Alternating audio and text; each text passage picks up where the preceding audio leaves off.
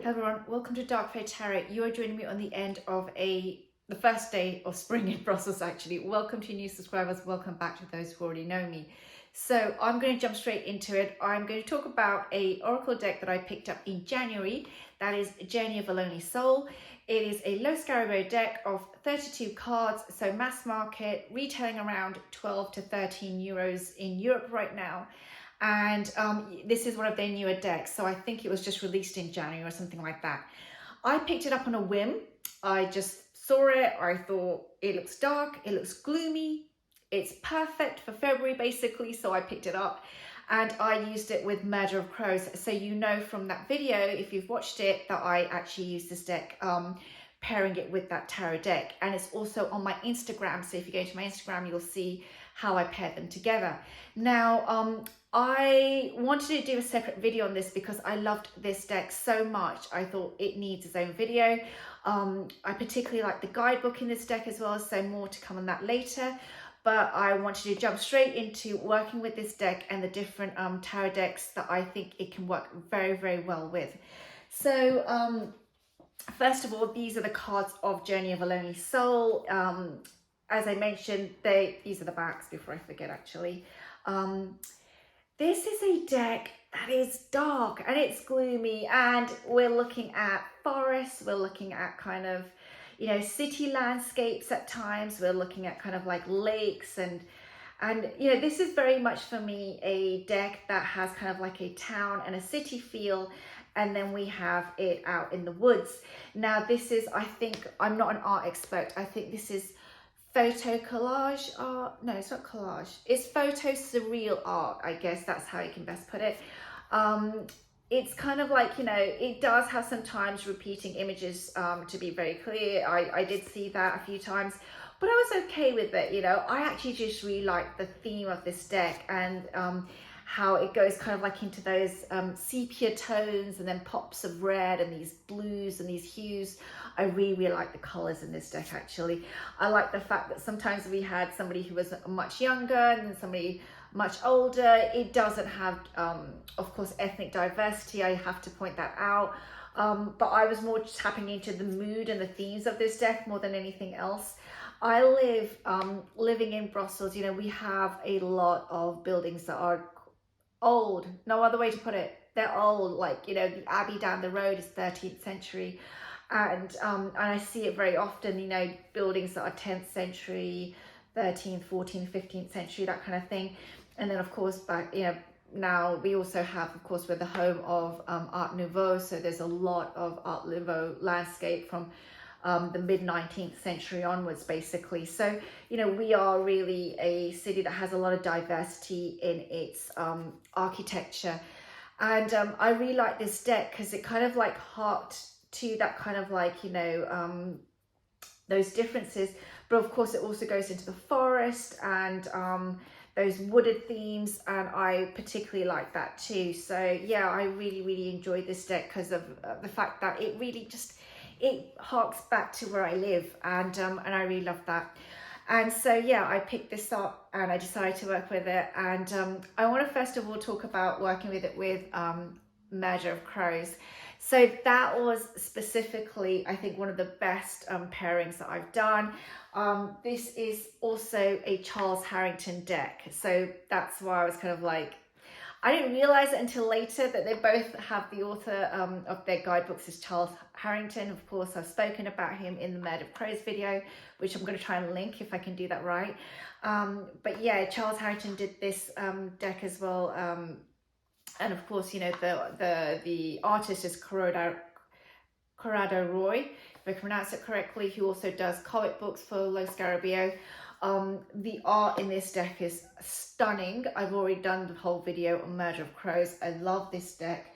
But their pairing was just amazing. They really spoke to each other. There was some kind of a theme that was so beautiful. If you happen to have this deck and you've got the indie version of Murder of Crows with the pops of red, I think it will go even better with Journey of a Lonely Soul. But I really, really loved working with them together. So I'll try and show you the cutaway of that. Hopefully it works, where you can see how they pair. I think it was just done so beautifully. And And yeah, so great additions to my shelf. So because they work so well together and I enjoyed Journey of a Lonely Soul, I decided to go and rummage into my shelf and find other decks that it might go well with, because I had to do that basically. And I want to start off with, first of all, another Lo Scarabeo like box deck that I absolutely love, which is Tarot V, also authored the guidebook by Charles Harrington. I mean, I just couldn't believe the coincidence. Of course they're going to go well together. This is, I think it was in 2021 they released this, yeah, like Samhain 2021 period. I absolutely love this deck as well. I don't use as much as a tarot deck. I honestly have to say that. I don't think the keys really work in that sense for me. It really just beautifully works as its own pathworking, storytelling deck. And again, I like Charles Harrington's guidebook. And you know, there's something about this deck which it's really for me, just, it really strikes that chord. Look at that beautiful Ace of Wands there.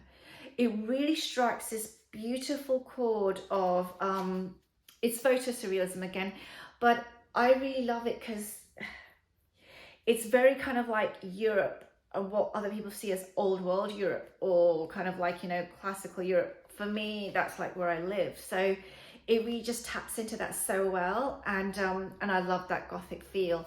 I like Gothic feel that I really can relate to very directly. And so, yeah, it just has that kind of like look. I call it sometimes miserable people in graveyards look. I like it.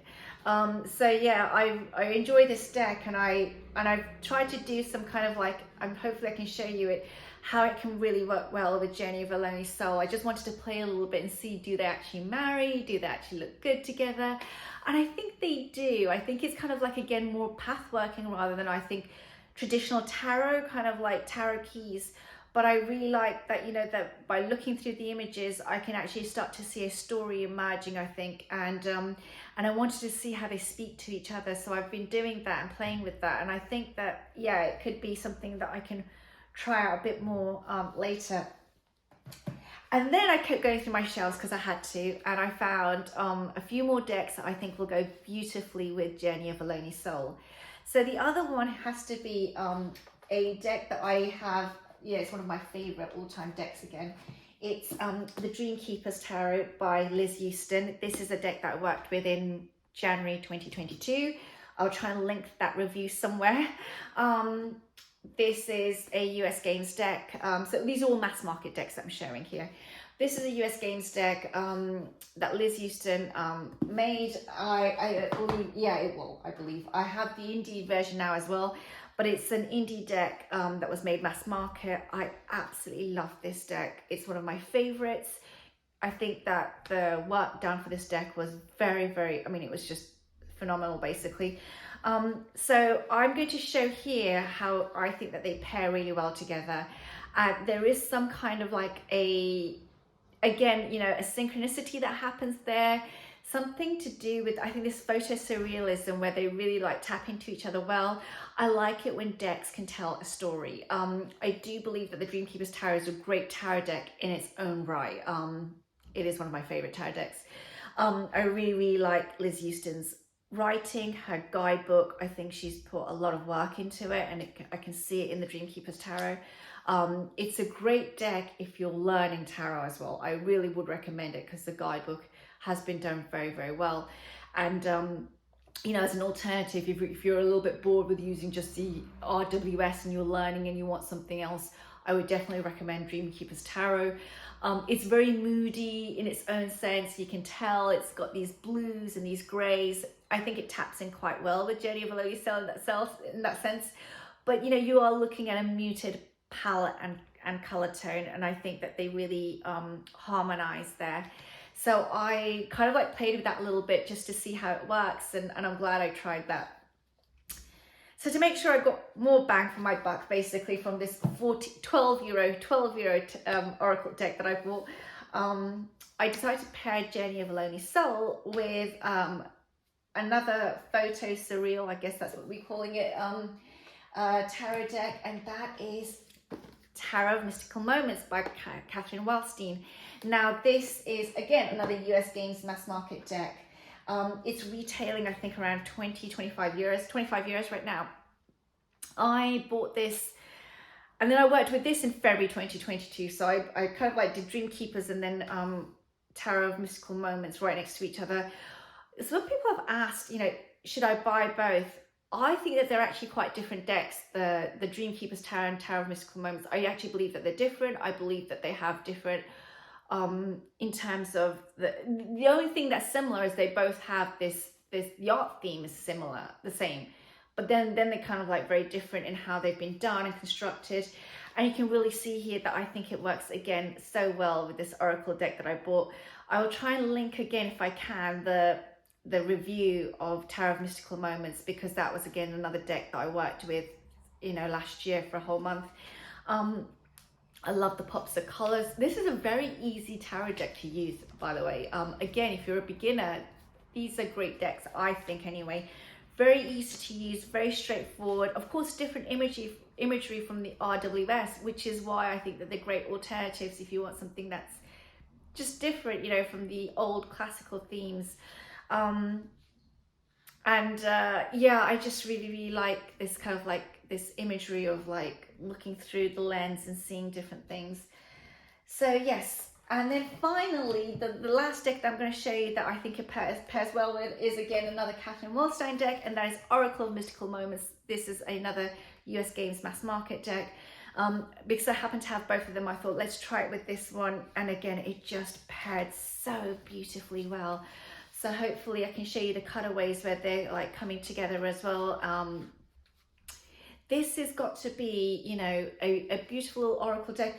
I personally don't love the messaging in this deck. It doesn't really resonate with me. But sometimes I don't really get so hung up on keywords and guidebook for me. Sometimes I just work with things in an intuitive sense. I look at the imagery, I look at what it invokes, I look at kind of like, you know, what it brings up in terms of my memories or my feelings around it. How can I read from that imagery? And sometimes I just go with that. That's enough for me. So yeah, so I kind of like tried pairing it with Oracle of Mystical Moments, and I think that they also kind of like play well together. So yeah, that was my kind of like pairing Journey of a Lonely Soul with like decks from my shelf. I always like doing things like that because I think it just shows value for money as well if I'm going to buy something. And finally, the one thing I do want to talk about this deck, going back to the main Oracle deck here, is you know, the guidebook. I really want to talk about that because I think that that's something that surprised me. So full disclaimer here about me and guidebooks. I'm not a huge guidebook fanatic. I never have been. I'm a maverick. I know so many people, so many tarot tubers that I love, and I listen to so many great reviewers talk about, you know, working with the guidebook. I think the guidebooks have a lot of work in them, and I do think that they're very helpful in showing how to work with the deck. I'm just a bit of a maverick. Unfortunately, kind of like the guidebook just gets thrown to the side sometimes. Okay, mea culpa. I'm guilty. That's me. So sometimes I have to really kind of look at the guidebook. I have to say that to myself. I did look at the guidebook on this one, and I was very pleasantly surprised. It is short, it's to the point. That's a good thing. But also I really like Charles Harrington's wording, and I think that was one of the reasons where I was just kind of like, oh my god, I really like this author. So let me pull out a card, and we're going to look at one of the readings together. You know, I've got this one, like I just wanted to turn to this one because I could see it popping out, which is Floating in a Storm. So let's look at the reading for this. This is number 18. Look at the beautiful imagery there, and look at what it says here. You know, here it is. Okay, so I'm going to read this out, and just to give you a flavor, each section is only about like a couple of paragraphs. It is really, really short. Okay, and then you get a journal prompt as well. Right way around. Here we go. She floats in a turbulent sea of pure chaotic energy. Pulled by amorphous currents, she must remain on the surface until the tempest has subsided. Though we may master every lesson that we encounter and consciously align our will and purpose with our actions, there are some forces beyond our control. Our fates constantly collide with the fates of forces and institutions much greater than us. Pride may whisper in our ear that we can overcome anything that we are ever set against us if we are only strong enough or worthy enough. This is a lie, and those who fall for it will excoriate themselves for every failure, taking the blame when the board was clearly set against them. Though you may not choose which way the winds blow or how long the clouds will mass, you can decide how you will direct yourself until the squall has subsided. In these moments, you must find a way to move out of the way of the waves of chaos. When you remain still, breathing and adjusted as is needed, you will float on the surface of these choppy waters. In this place of relative calm, you'll be ready to receive the signs about the storm has passed, and you can once again swim in the direction you intend. Ask yourself, what decisions are out of my control right now? What can I do to maintain balance and not be overwhelmed? So yeah, hopefully that gives you a bit of a flavor of the guidebook. I think it's just great because it's 2 paragraphs basically. So it's like, you know, you can short and done and out the door with it. I think what I did with this deck, just you know, I spent a month with it, and that's why I like to be able to spend time with the cards, was I pulled a card and then I put that card away so I wouldn't pull it again. So that gave me a full flavor of the deck basically. And that was really interesting, you know, just to be able to work with the cards in that way and just to get a really good idea of each one. And you know, and I think sometimes I like doing that because then I get more of a breath of the whole system. So yeah, I really enjoyed this deck, and hopefully that gives you a thought of whether or not you want to purchase it. I think for that price point, it's well worth it. So thank you for joining me today. I do have other videos on the horizon. I definitely know that there's the B deck coming up, which I'm trying to fiddle with all of my stuff so I can actually do more overhead shots basically. But yeah, I have the B deck coming up, and there's a few other like in-depth reviews I want to go into in terms of some indie decks that I've bought, also some kind of like more bespoke areas. I have a huge French haul that I've done recently, so I'm going through those decks right now as we speak. And that's been a lot of fun. So yeah, I'd really like to be able to just, you know, show you how I work with these decks as well. So thank you for joining me again today, and I will see you all soon, and take care for now. Bye-bye.